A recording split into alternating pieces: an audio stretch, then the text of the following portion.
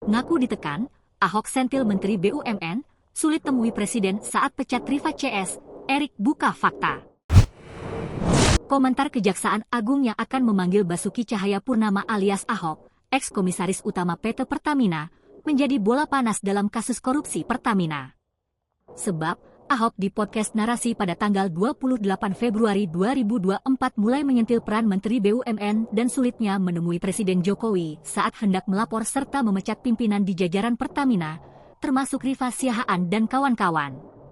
Jika mau benar-benar bongkar korupsi, saya dengan data ini, saya berani jamin, saya penjarakan kalian semua, ujar Ahok.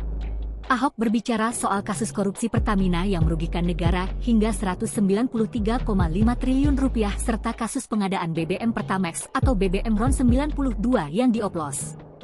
Ahok mengatakan bahwa bukan satu atau dua kali ia menegur Rifa dan kawan-kawan dan marah terkait tender Pertamina.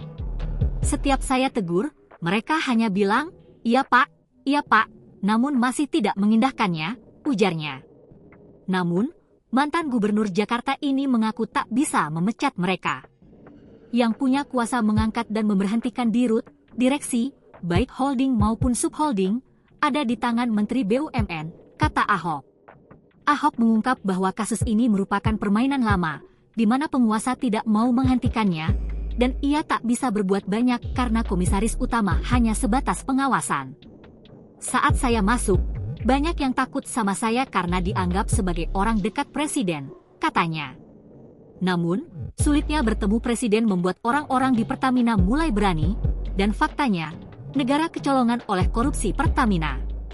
Saat saya mulai keras dalam membenahi Pertamina, saya menjadi sulit untuk bertemu presiden, katanya. Ahok pun mengatakan bahwa ia mendapatkan tekanan dari pihak perusahaan dan oknum tertentu, terutama terkait data yang ia simpan.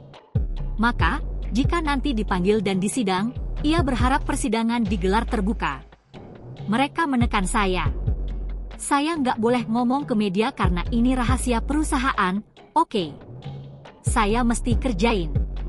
Saya harap kalau nanti naik sidang, semua rapat saya itu suaranya diperdengarkan di sidang, kata Ahok. Namun, Erick Thohir membantah bahwa pihaknya kecolongan.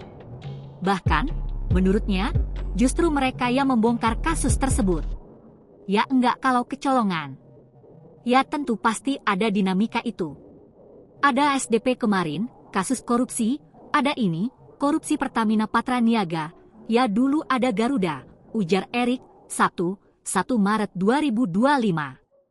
Ia akan mereview total dan memulihkan kepercayaan publik dalam penanganan kasus ini serta bekerja sama dengan Menteri SDM, Bahlil Lahadalia, untuk mencari solusi terbaik. Dan insya Allah, saya sama Pak Bahlil bisa kasih solusi ini, tegasnya.